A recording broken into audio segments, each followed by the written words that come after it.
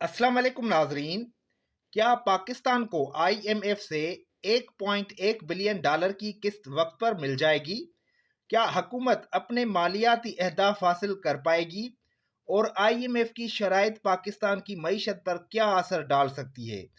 आज की वीडियो में हम इन्हीं अहम सवालात के जवाब तलाश करेंगे, तो वीडियो को आखिर तक ज़रूर देखें।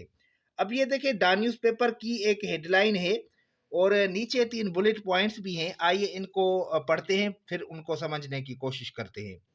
Government expects no hiccups as IMF reviews targets. IMF का मतलब होता है इंटरनेशनल मॉनेटरी फंड, ये एक मालियाती इदारा होता है। एक्सपेक्ट का मतलब है उम्मीद रखना। हिकअप्स का वैसे तो मतलब होता है हिचकी, यहाँ पे इसका मतलब होगा रुकावटें या मुश्किलात। रिव्यूज का मतलब है जायजा, और टारगेट का मतलब है अहदाफ या मकासद। तो इसका मतलब होगा हुकूमत को उम्मीद है कि आईएमएफ के जायजे में कोई रुकावट नहीं होगी। 9 member fund mission begins first biannual review of $7 billion extended fund facility। यहाँ पे वर्ड है 9 member फंड मिशन, इसका मतलब है 9 रुकनी माली मदद की टीम। बाय एनुअल का मतलब है 6 माही, जो हर 6 माह बाद होने वाला हो। एक्सटेंडेड फंड फैसिलिटी का मतलब है बढ़ा हुआ मालियाती इंतजाम। तो इसका मतलब होगा 9 रुकनी वफद ने $7 अरब के कर्जे का पहला 6 माह का जायजा लेना शुरू कर दिया। Government hopes for successful completion of talks, release of $1.1 billion trench with in 3 weeks. Successful completion का मतलब है कामयाब तकमील।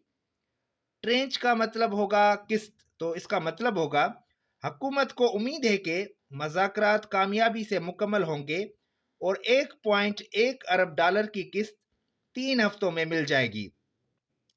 Insists revenue shortfall offset by higher primary budget surplus, better non-tax revenue receipts।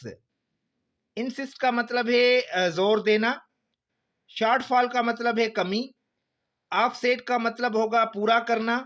Higher primary का मतलब है ज्यादा अहम। सरप्लस का मतलब है बचत। रेवेन्यू का मतलब है आमदनी। और रिसीट्स का मतलब है वसूलियां।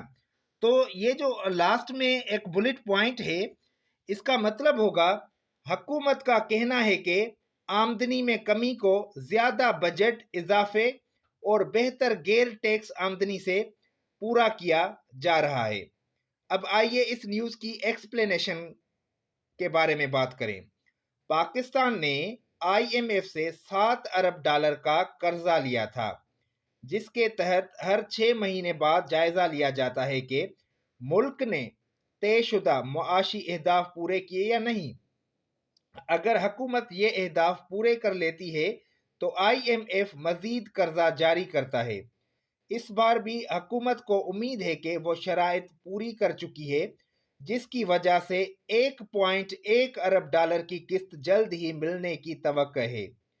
ताहम आईएमएफ आमतौर पर सख्त शराइत रखता है, जिनमें टैक्स बढ़ाना और बजट को मुतवाजन रखना शामिल होता है।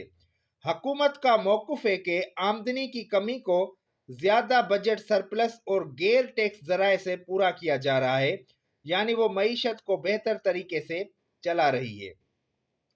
अब आइए बात करते हैं पाकिस्तान आईएमएफ से कर्जा लेने की बुनियादी वजूहात क्या हैं, यानी कि जो पाकिस्तान है वो आईएमएफ से कर्जा क्यों लेता है। नंबर 1, ज़रमुदाला के ज़खायर में कमी। जब मुल्क के पास डॉलर कम हो जाते हैं और दरआमद जैसे तेल, मशीनरी और दीगर ज़रूरी अशियाएं के लिए पैसा नहीं बचता, तो हुकूमत आईएमएफ से कर्जा लेती है ताकि मईशत को चलाया जा सके। दूसरी पॉइंट है बजट खसारा पूरा करना। पाकिस्तान की आमदनी टैक्स और दीगर ज़राए उसके अखराजात से कम होती है, जिसकी वजह से हुकूमत को माली मदद की ज़रूरत पड़ती है। IMF से कर्जा लेकर हुकूमत अपने बजट खसारे को कम करने की कोशिश करती है। नंबर 3, कर्जों की अदायगी।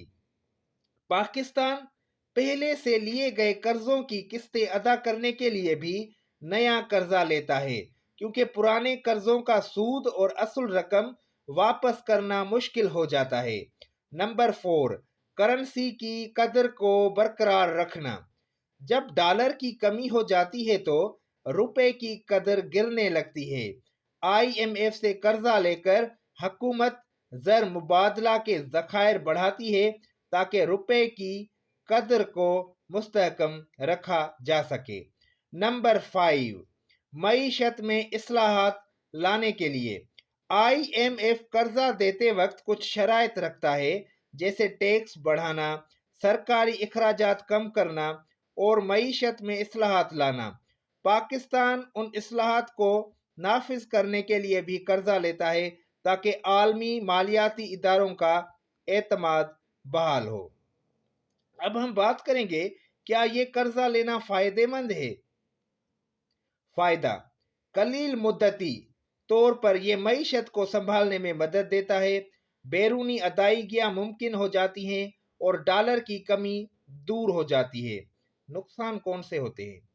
IMF सख्त शराइत रखता है, जैसे सब्सिडी खत्म करना, टैक्स बढ़ाना और अवाम पर महंगाई का दबाव डालना, जिससे आम आदमी को मुश्किलात का सामना करना पड़ता है। मुतबादिल क्या हो सकते हैं?